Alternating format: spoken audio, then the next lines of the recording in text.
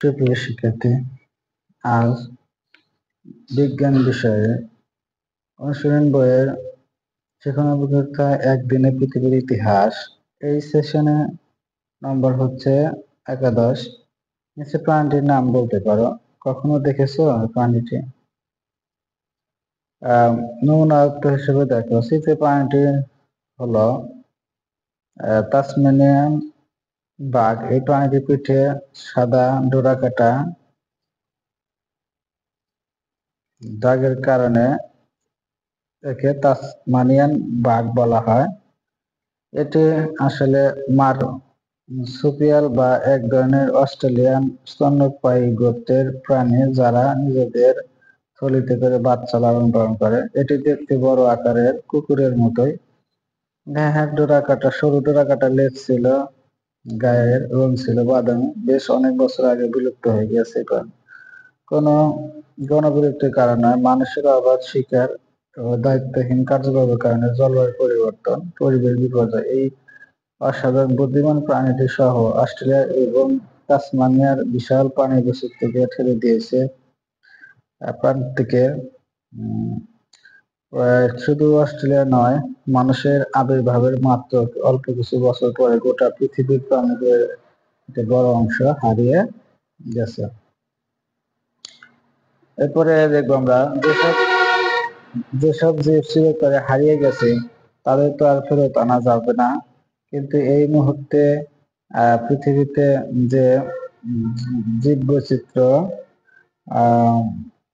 বৈচিত্র্য সেখানে মানুষের অবস্থান কি, মানুষের ভূমিকা কেমন হওয়া উচিত, পৃথিবীর জীব বৈচিত্র্য বর্তমানে মানুষের অবস্থান কি।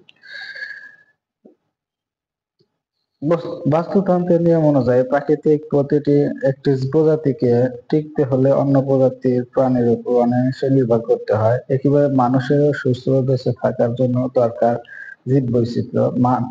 একজন মানুষ তার মৌলিক চাহিদার প্রায় সবগুলোর জন্যই জীব বৈচিত্র্যের উপর নির্ভরশীল, অথচ মানুষ নিজের অজান্তে অথবা জেনে শুনেই জীব বৈচিত্র্যকে নষ্ট করেছে। মানুষ তার প্রয়োজনে নতুন নতুন পরিকল্পিত অপরিকল্পিত শহর ও বন্দর গড়ে তুলছে।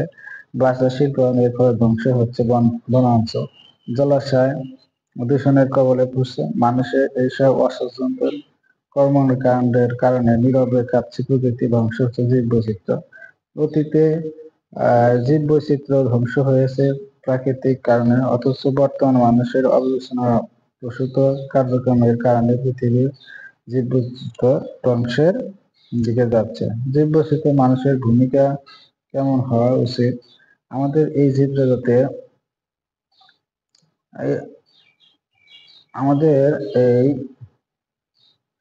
জগতে বিভিন্ন প্রাণীর বসবাস। এরপরে দেখো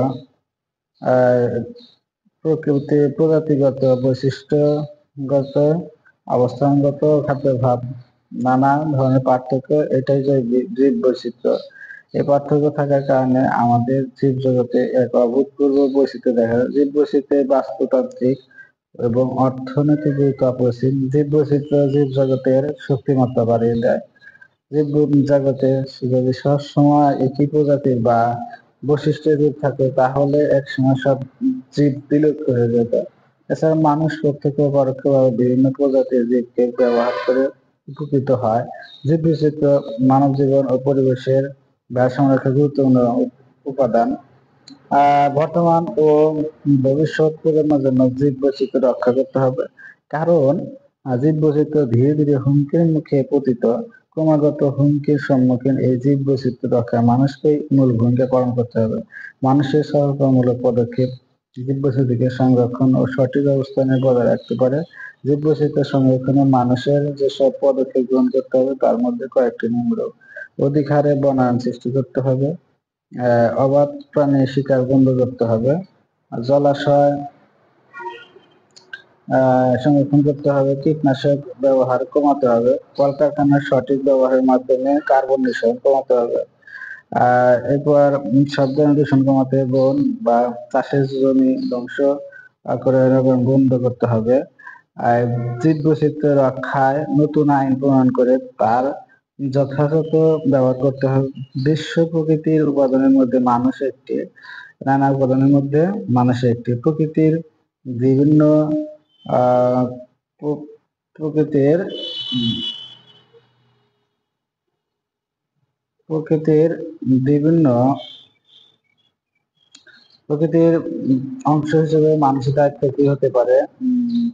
আলোচনা করছি বিভিন্ন নাও দলে উপস্থাপন করো, অন্যদের মতামত দাও। এই বিষয়ে তোমার নিজের অনুভূতি চিন্তা লিখে রাখো।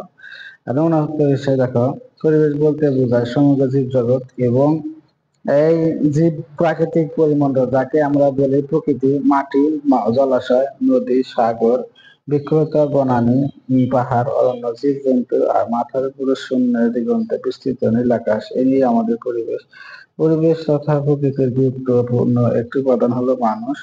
অথচ মানুষের দায়িত্বহীন কর্মকাণ্ডের ফলে বিশ্বপ্রকৃতি আজ হুমকির সম্মুখীন।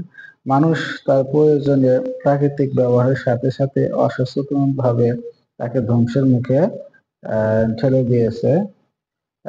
ক্রমাগত ক্রমাগত সম্মুখীন হচ্ছে মানুষকে সম্মুখীন এই প্রকৃতিকে রক্ষায় মানুষকে অধিগত দায়িত্বশীল ভূমিকা পালন করতে হবে। মানুষ প্রকৃতির সঙ্গে প্রকৃতির মাঝে আমাদের জন্ম, বেড়ে ওঠা, তাই প্রকৃতির সাথে মানুষের জীবন অঙ্গাঙ্গী হয়ে যায়। আমাদের মূল সত্তা অস্তিত্বের সাথে প্রকৃতি ওতপ্রোতভাবে সম্পৃক্ত। সুতরাং যে কোনো মূল্যে প্রকৃতিকে ধ্বংসের হাত থেকে রক্ষা করা আমাদের সকলের দায়িত্ব। এক্ষেত্রে প্রকৃতির অংশ হিসেবে মানুষকে নিয়মিত কাজগুলো করতে হবে। পরিবেশ বিষয়ক আন্দোলনকে এগিয়ে নিতে যেতে হবে। বৃক্ষরোপণ আন্দোলনকে কোনো নির্দিষ্ট মাস বা সপ্তাহে আটকে না রেখে সারা বছর লাগাতে হবে। শিল্প কারখানা নির্মাণের পূর্বে শিল্প বর্জ্য ব্যবস্থাপনা সম্পর্কে নিশ্চিত হতে হবে। এতে পরিবেশ বিপর্যয় রক্ষা পাবে। জ্বালানি কাঠের পরিবর্তে সৌরশক্তির মতো নবায়নযোগ্য শক্তি ব্যবহার করতে হবে।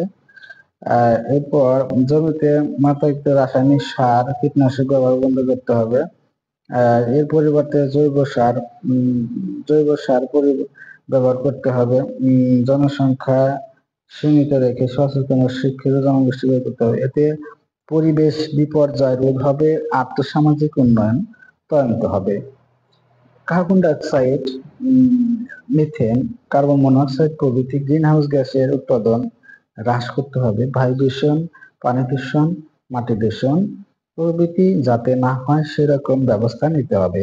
ব্যাপকভাবে বৃক্ষরোপণের মাধ্যমে বনায়ন করতে হবে।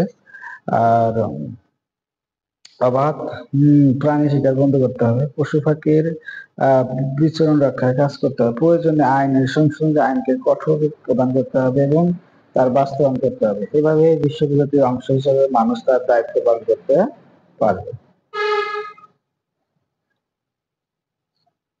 ধন্যবাদ। আমার এই চ্যানেলটি অবশ্যই সাবস্ক্রাইব করে বেল আইকন বাজিয়ে রাখবে, বেল আইকনটা অন করে রাখবে, যাতে পরবর্তী ভিডিও তোমার কাছে সহজেই পৌঁছে যেতে পারে।